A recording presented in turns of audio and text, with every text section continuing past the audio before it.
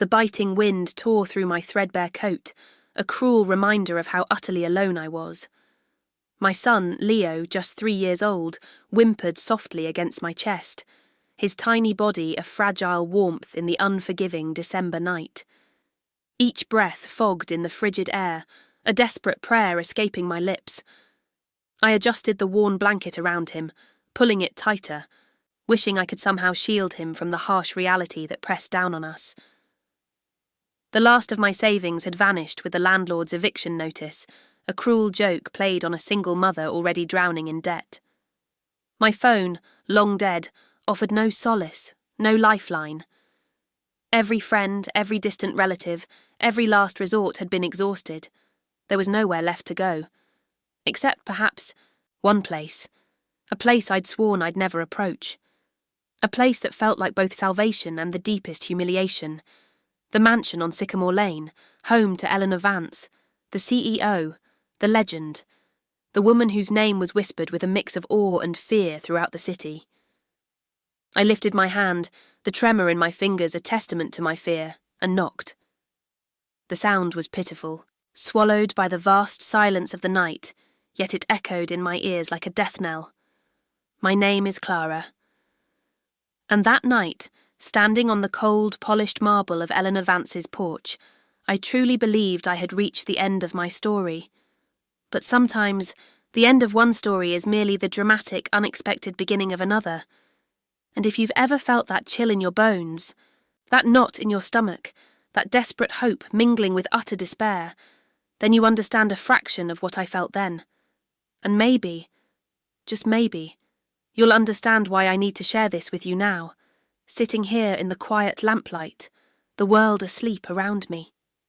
It's late, the city hums a distant lullaby, and I find myself reflecting on how much has changed since that terrifying night. If you're listening while you work, or just taking a moment for yourself, know that your presence, your willingness to hear my story, feels like a quiet strength, a shared understanding that truly means the world to me.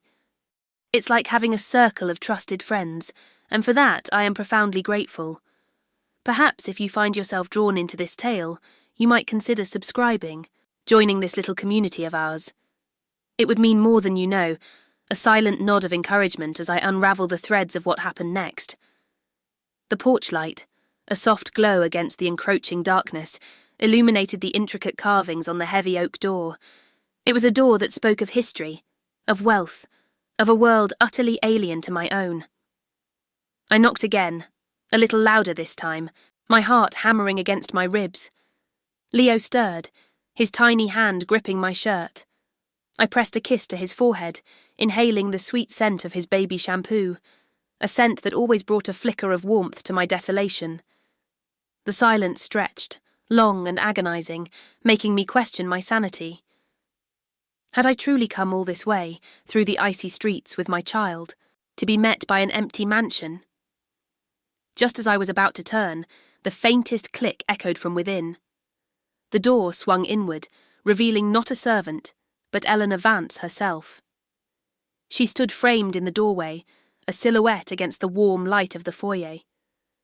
Her hair, a striking silver, was pulled back in a severe, elegant bun. Her eyes, even in the dim light, held a piercing intensity that seemed to see right through me. She wore a dark, tailored silk robe, and despite the late hour, there was an undeniable air of composure about her. No surprise, no alarm. Just a quiet, appraising gaze that made me feel utterly transparent, my desperation laid bare. "Clara, isn't it?" Her voice was low, resonant, like a cello string. It wasn't accusatory, but it held a certain edge, a quiet authority that commanded attention. My own voice, when it came, was a pathetic whisper. "Miss Vance, I apologize for the late hour. I wouldn't be here, but—" I trailed off, the words catching in my throat, choked by shame and exhaustion. Leo, sensing the tension, began to fuss, a soft cry escaping him. Eleanor's gaze softened, just a fraction, as it fell upon my son. A flicker of something unreadable crossed her features, not pity, not judgment, but a fleeting recognition of vulnerability. "Come in," she said, stepping aside. Her tone was not an invitation, but a quiet command, brooking no argument. I hesitated, then stepped across the threshold, pulling Leo closer. The warmth inside was immediate, enveloping, a stark contrast to the biting cold outside. The scent of old books, polished wood, and something subtly floral like jasmine filled the air. The foyer was vast, adorned with understated elegance. A grand staircase sweeping upwards, an antique grandfather clock ticking softly in the corner, a single magnificent abstract painting dominating one wall. It was a world away from the cramped, mouldy apartment I had just been evicted from. "Follow me." Eleanor turned, her movements fluid and graceful, and led me into a large, dimly lit living room. A fire crackled merrily in a stone fireplace, casting dancing shadows on the walls. Plush velvet sofas and armchairs were arranged around a low coffee table, laden with books. It was a room that exuded comfort and quiet luxury. "Sit," she gestured to one of the sofas. "And tell me why you're here, Clara." I sank onto the soft cushions, the sudden warmth and comfort almost overwhelming. Leo, lulled by the heat and the quiet, began to drift off in my arms. I took a deep breath, trying to compose myself, to find the right words, but they seemed to scatter like autumn leaves in the wind. I lost my job 3 months ago," I began, my voice still shaky. "The livraria closed, then my savings ran out.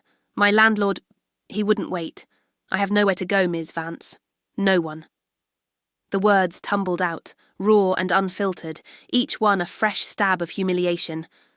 "I'm sorry, I know this is inappropriate, but I remembered. You offered me a chance once, a long time ago." Eleanor settled into an armchair opposite me, her gaze steady, unwavering. "The Estagio," she stated, not a question. "When you were in Faculdade, you turned it down." A flush of heat crept up my neck. "Yes, my mother. She was ill. I needed to stay closer to home, to care for her. I took a job at the local library instead." My mother, gone now for 2 years, had been the anchor of my life. Her illness had consumed everything, my dreams, my youth, my small inheritance, and now even her memory felt like a burden, a reason for my current predicament. Eleanor nodded slowly, a thoughtful expression on her face. "I recall. You were a promising student, sharp mind, good instincts." She paused, then her eyes met mine again, that same piercing intensity. "So you are asking for, what precisely, Clara? A job? A loan? Shelter?" The directness of her question, devoid of any pretense, was both disarming and oddly reassuring. It stripped away the polite fictions, forcing me to confront the stark truth of my situation. "All of it, Ms. Vance," I admitted, my voice barely above a whisper. "I need everything. A chance. For Leo. I can work. I'm a hard worker. I have no one." A long silence settled between us, broken only by the crackling fire and the soft tick of the grandfather clock. I watched Eleanor, trying to decipher the thoughts behind her impassive expression. Was she disgusted? Annoyed? Was she simply weighing the inconvenience of my desperate plea against her own comfortable existence? The air thickened with unspoken questions, with the weight of my past choices and her unknown intentions. It was a silence filled with a strange magnetic tension, like 2 opposing forces held in a precarious balance. My heart pounded, a frantic drum against my ribs, convinced she would simply dismiss me, send me back into the cold. Finally she spoke, her voice still measured, but with a new, almost imperceptible undertone. "Loss, Clara, has a way of stripping us bare, of revealing what truly matters, and what we are willing to do to protect it." Her gaze flickered to Leo, sleeping peacefully in my arms. "I understand loss, more than you know." Her words hung in the air, a mysterious confession, hinting at a depth of sorrow I could only begin to imagine. It was a subtle invitation, a crack in the formidable facade, revealing a glimpse of something vulnerable beneath. "There's a small cottage on the property," Eleanor continued, her voice returning to its more formal tone. "It's been empty for some time. You and your son can stay there, for now. There are also duties that need attending to. Housekeeping, managing my schedule. My previous assistant retired last month. It would be a temporary arrangement, of course, until you can get back on your feet." I stared at her, dumbfounded. It was more than I could have ever hoped for. A roof, a job, a chance, a wave of relief, so profound it almost buckled my knees, washed over me. Tears welled in my eyes, hot and stinging. "Ms. Vance, I don't know what to say. Thank you.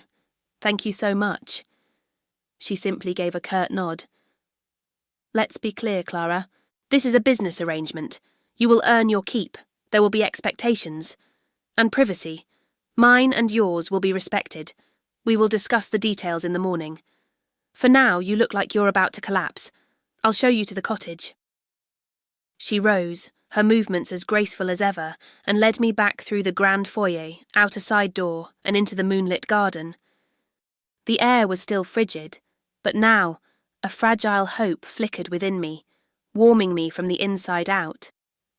The cottage was small, nestled amongst ancient oak trees, its windows glowing faintly in the moonlight. It looked like something out of a storybook, a beacon of warmth in the vast dark night. Eleanor opened the door for me.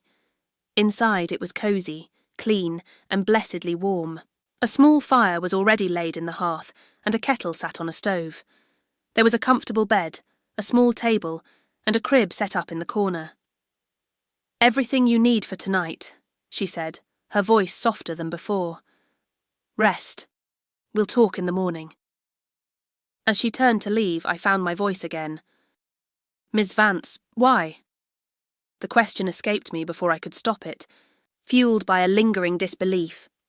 Why would this formidable woman, this titan of industry, help a complete stranger, a desperate single mother with nothing to offer but gratitude?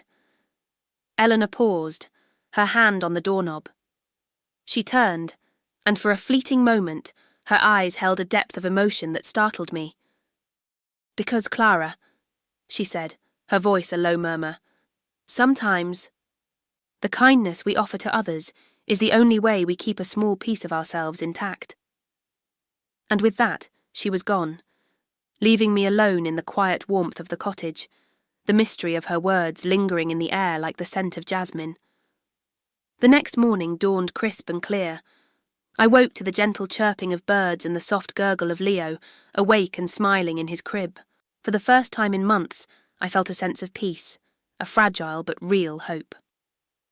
After a quick breakfast of tea and toast I found in the cottage pantry, I dressed Leo and myself in the cleanest clothes we had, preparing for my meeting with Eleanor.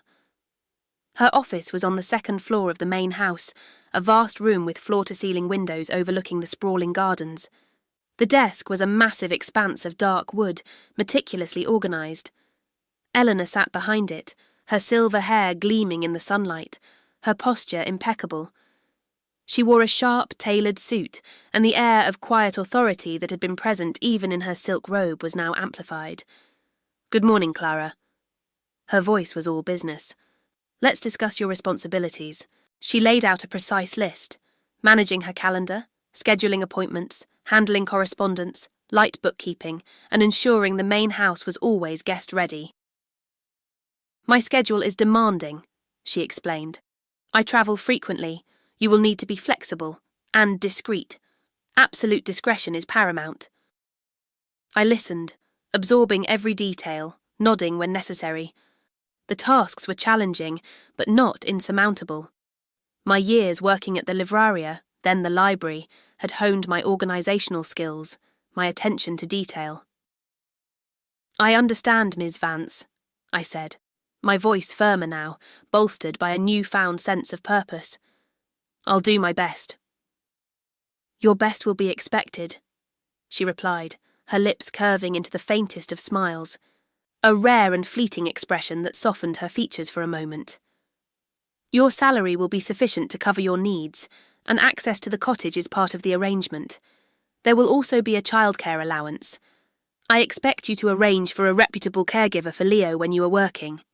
The generosity of her offer, far exceeding what I had imagined, once again brought a lump to my throat. She was not just offering me a job, she was offering me a way back, a chance to rebuild. "Thank you," I managed, my voice thick with emotion. "One more thing, Clara." Her gaze sharpened. "I value honesty above all else. Do not keep secrets from me. Not about your work, not about your personal situation if it impacts your ability to perform your duties. Understood?" "Understood, Ms. Vance." The warning was clear, a subtle reminder of the invisible line that separated employer from employee, benefactor from beneficiary. The unspoken history, the reason for my sudden appearance on her doorstep, lingered between us. A silent agreement to move forward, but not to forget. The first few weeks were a whirlwind of activity. I quickly settled into a routine, dividing my time between caring for Leo and my duties at the mansion. Eleanor Vance was a demanding employer, but fair. She expected excellence, and she rarely offered praise, but her silent approval was a reward in itself.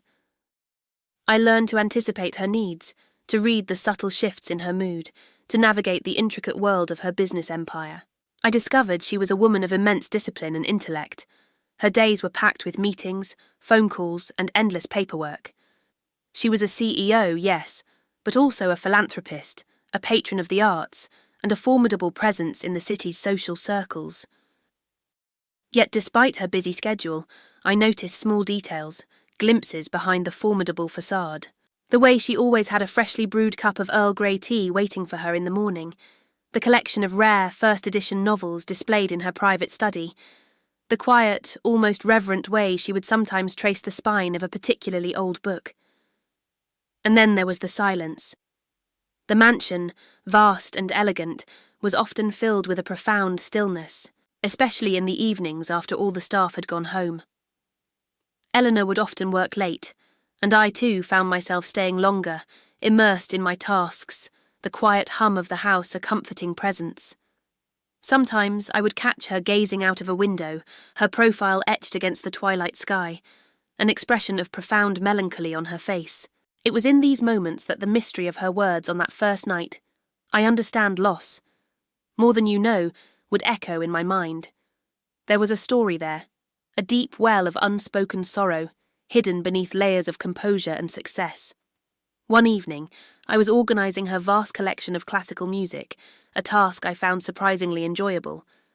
I stumbled upon a small, ornate wooden box tucked away in a drawer. Curiosity, a dangerous companion, urged me to open it.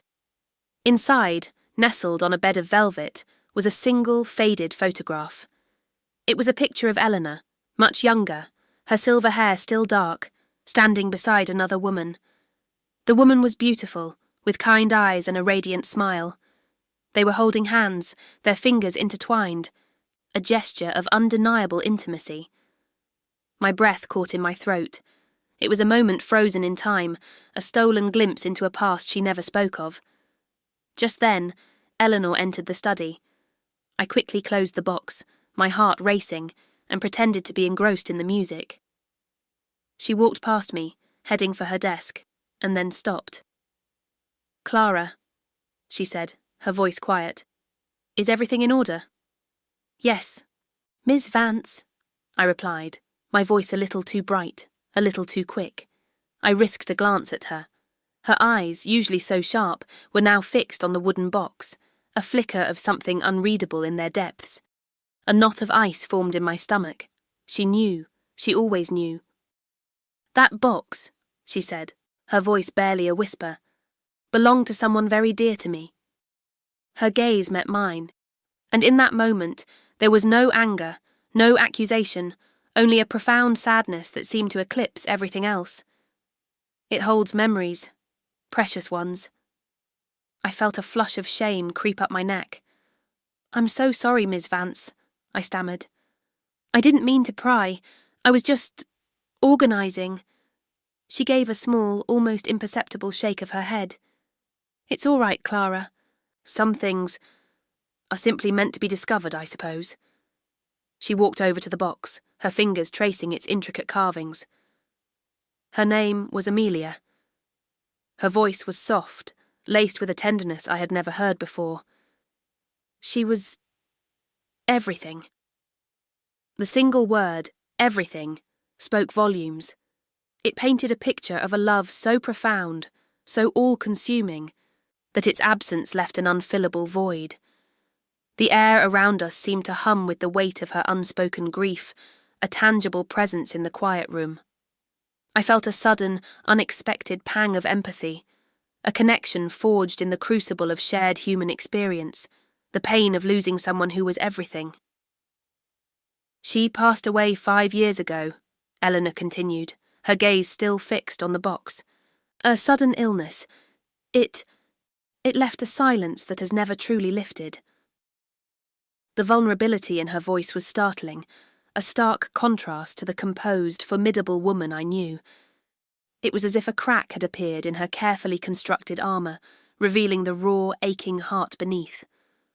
"I'm so sorry, Miss Vance," I said again, my voice genuinely soft this time. "That's a terrible loss." She finally looked at me, and for the first time I saw a profound loneliness in her eyes. "Indeed, Clara, a terrible loss." The words hung between us, a shared understanding, a bridge built on empathy. The hierarchy, the professional distance, seemed to dissolve if only for a fleeting moment, replaced by a quiet human connection. It was a pivotal shift, a subtle turning point in our relationship, paving the way for something deeper, something unspoken. The air, once thick with tension, now held a delicate warmth, a fragile intimacy. From that day forward, a subtle shift occurred in our dynamic. Eleanor, while still reserved, began to share small fragments of her life, not explicitly, but through her actions, her subtle cues. She would sometimes linger in the study when I was working, offering a quiet observation about a book, a piece of music. She would inquire about Leo, asking about his latest milestones, a gentle smile playing on her lips when I recounted his antics. It was a slow, almost imperceptible unfolding, like a delicate flower blooming in the shade. I, in turn, found myself more attuned to her, noticing the subtle nuances of her emotions, the way her shoulders would slump, just slightly, after a particularly draining phone call, the way her eyes would light up when she spoke about a new art exhibit, a passion she rarely showcased. I began to see beyond the CEO, beyond the legend, to the woman beneath, a woman of immense strength, profound intellect, and a deep, enduring sorrow. One chilly autumn afternoon, as the leaves outside turned brilliant shades of gold and crimson, I was working in the main living room, dusting the antique furniture. Eleanor was reading by the fire, a thick volume in her hands. The room was bathed in the warm, soft glow of the firelight, creating an atmosphere of quiet domesticity. "Clara," she said without looking up from her book, "have you ever truly loved someone?" The unexpected question startled me. I paused, the dustcloth still in my hand. My mind drifted back to a brief, intense college romance, a whirlwind of youthful passion that had ultimately ended in heartbreak. It felt insignificant now, a pale shadow compared to the profound love Eleanor had described. I thought I did, Miss Vance," I admitted, my voice soft. "But it was a long time ago, and now my love is for Leo. He is my whole world." She closed her book, placing it carefully on the table beside her. Her gaze, when it met mine, was gentle. "The love for a child is a unique and powerful force," she mused. "But romantic love, it's different, isn't it? It's a fire that burns in the soul, consuming everything, yet leaving you more whole than before." She paused, a wistful expression on her face. "Sometimes I wonder if I will ever feel that fire again." Her words hung in the air, a raw, poignant confession. It was a glimpse into her deepest desires, her unspoken longing. My heart ached for her, for the profound loneliness that echoed in her voice. I felt a strange magnetic pull towards her, a desire to reach out, to offer comfort, to bridge the gap between us.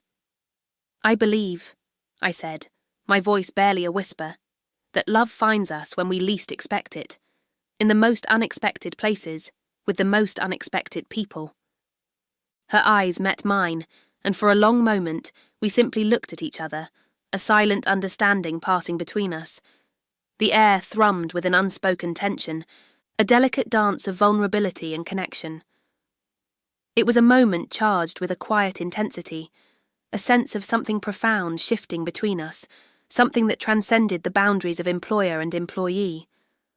The warmth of the fire seemed to intensify, wrapping around us, creating a cocoon of intimacy that felt both comforting and exhilarating. As the weeks turned into months, our quiet bond deepened. We often found ourselves in the study late at night, working side by side, the only sounds the rustle of papers and the soft hum of the old house. We would share a pot of tea, sometimes a quiet conversation about a book, a piece of art, or a current event. These were not formal discussions, but rather a gentle exchange of thoughts, a quiet communion of minds. I learned about her passion for classical music, her fascination with ancient history, her quiet philanthropy. She, in turn, learned about my love for literature, my dreams for Leo, my quiet strength forged in adversity. One particularly cold winter evening, a heavy snowstorm raged outside, blanketing the city in a thick layer of white. The power flickered, then died, plunging the mansion into darkness. Eleanor and I were in the study working. The sudden darkness was startling, but Eleanor remained calm. "Candles, Clara," she instructed, her voice steady. "They're in the pantry." I fumbled my way to the pantry, returning with an armful of candles and matches. As I lit them, one by one, the room was transformed. The flickering flames cast dancing shadows on the walls, creating an ethereal glow. The silence, broken only by the crackling fire and the howling wind outside, felt profound, intimate. Eleanor sat by the fire, her face illuminated by the soft candlelight. She looked different in that light, softer, more approachable. The usual formidable aura was replaced by a quiet vulnerability. "This reminds me of childhood," she murmured, her gaze fixed on the flames. "Before the world became so loud, so complex." I sat on the rug near the fire, pulling my knees to my chest. Leo was asleep in the cottage, safe and warm, thanks to the backup generator. "I love the quiet of a snowstorm," I confessed. "It feels like the world is holding its breath." She turned her head, her eyes meeting mine across the flickering candlelight. "Yes," she agreed, her voice soft. A moment of stillness, a rare gift. We sat in comfortable silence for a long time, simply basking in the warmth of the fire and the quiet intimacy of the moment. The snow continued to fall outside, a silent ballet of white. The air was thick with unspoken emotions, with the delicate dance of two souls, slowly, tentatively, drawing closer. I felt a warmth spread through my chest, a feeling that had nothing to do with the fire. It was a sense of belonging, of being truly seen, truly understood, by this remarkable woman. Then Eleanor reached out, her hand resting gently on my arm. Her touch was light, yet it sent a shiver through me, a jolt of unexpected electricity. Her fingers were cool against my skin, a stark contrast to the sudden heat that flared within me. My breath hitched in my throat. "Clara," she whispered, her voice barely audible above the wind.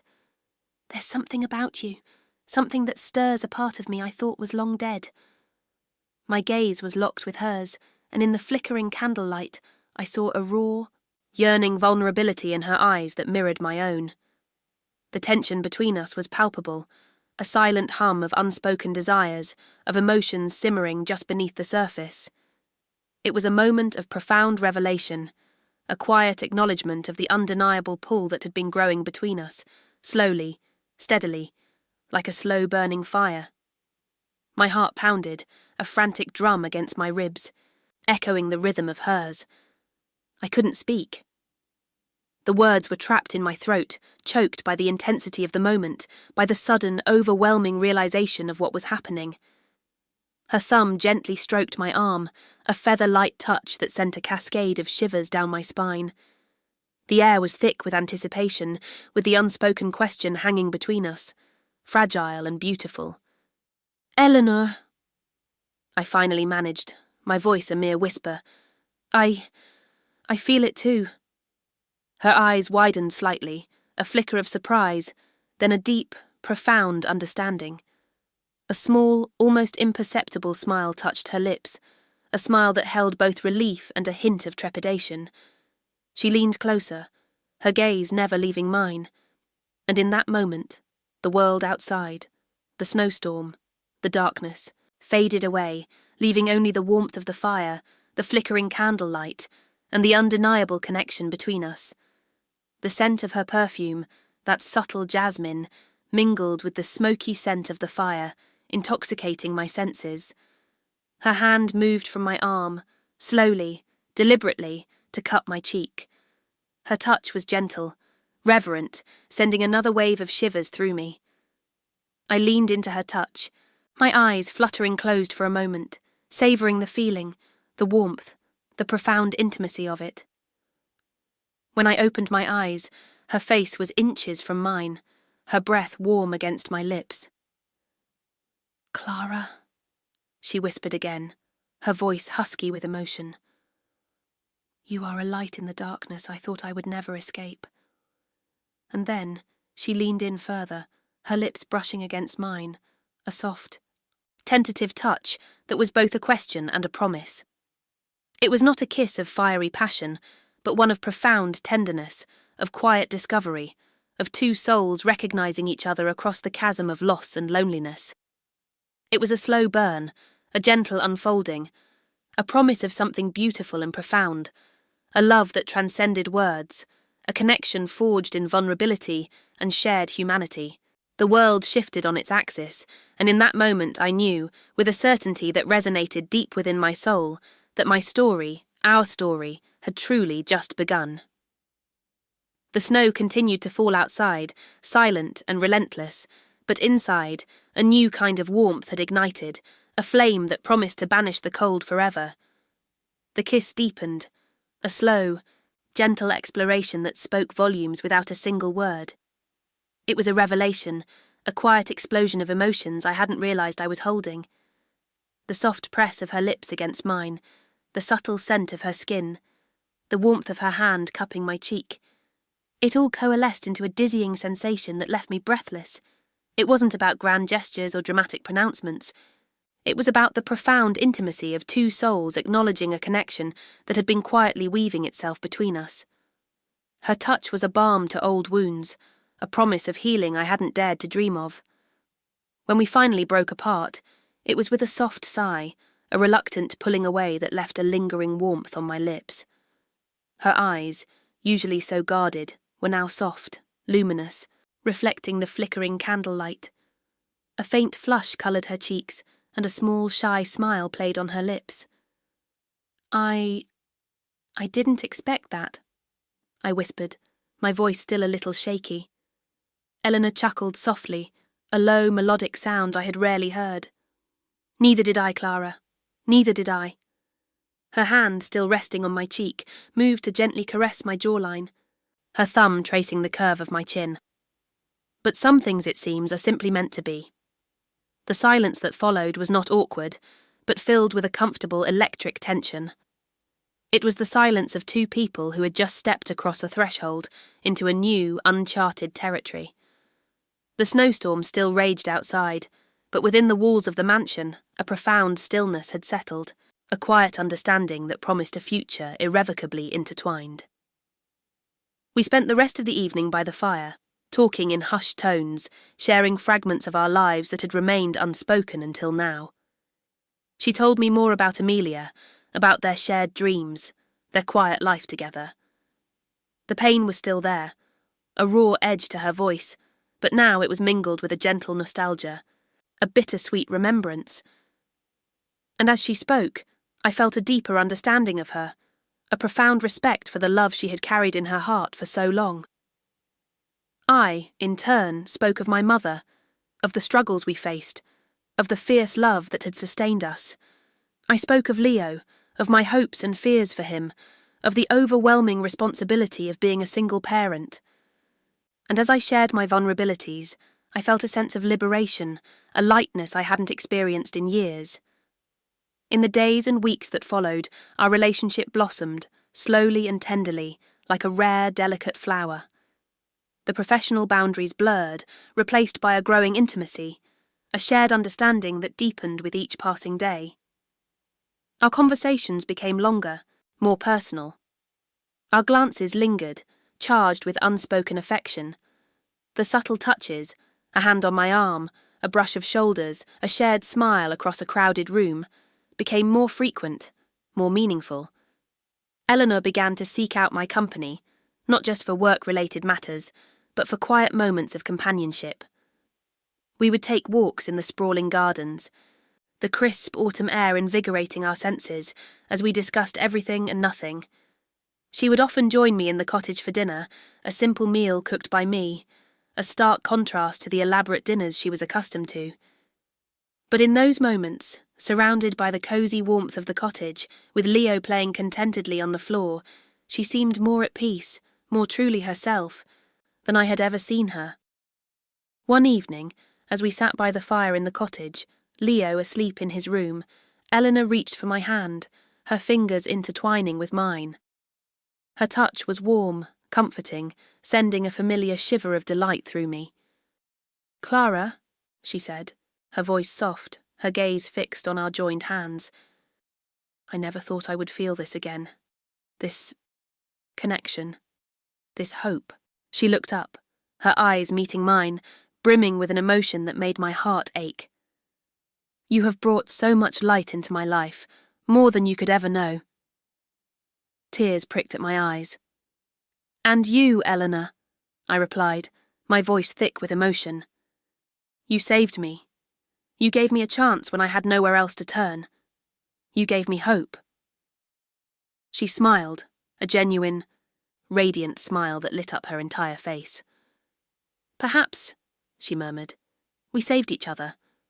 Her thumb gently stroked the back of my hand, a gesture of profound tenderness. "I want to explore this, Clara. This feeling, this connection, if you are willing." My heart swelled with a joy so profound it almost brought me to my knees. "I am more than willing, Eleanor," I whispered, leaning closer, my eyes searching hers for confirmation, for reassurance. And in her eyes I saw it, a reflection of my own longing, my own hope, my own burgeoning love. It was a silent promise, a mutual understanding that transcended words, a commitment to embark on this new, beautiful journey together. The air was thick with anticipation, with the soft hum of two souls finally finding their way home to each other. The slow burn had reached its peak, and now the flames of a true and profound love were ready to ignite, to illuminate our lives with a warmth and brilliance neither of us had ever truly expected. It was a love born of loss, nurtured by kindness, and destined to become a beacon of hope in a world that had once seemed so bleak and unforgiving. Our love story, unlike the fairy tales, wasn't about instant sparks or grand declarations. It was a slow, deliberate unfolding, a testament to the power of shared vulnerability, quiet understanding, and the profound beauty of human connection. It was a love built on the ashes of past losses, a phoenix rising from the quiet sorrow that had once defined us both. Eleanor, the formidable CEO, found solace in my quiet strength, in the simple joys of a life built around love and family. And I, the desperate single mother, found not just shelter and a job, but a partner, a confidant, a soulmate in the most unexpected of places. Our journey was a testament to the idea that love truly does find us when we least expect it, in the most unlikely of circumstances, with the most extraordinary people. It's a reminder that even in the darkest of times, hope can bloom, and that sometimes knocking on the right door can change your destiny forever. And so here I am, sharing this story with you. I hope it resonated, that it stirred something within you, a glimmer of recognition for the complexities of love, for the quiet strength of vulnerability. It's a story about finding humanity in unexpected places, about the true richness of connection that has nothing to do with money or status, but everything to do with the heart. If this journey has touched you, If you found yourself caught in the quiet pull of Clara and Eleanor's evolving world, then I urge you to subscribe. Your support helps us continue to tell these kinds of stories, stories that celebrate love in all its forms, stories that remind us of the enduring power of the human spirit. Join us, and let's keep this conversation going. There are so many more stories to tell, so many more hearts to touch.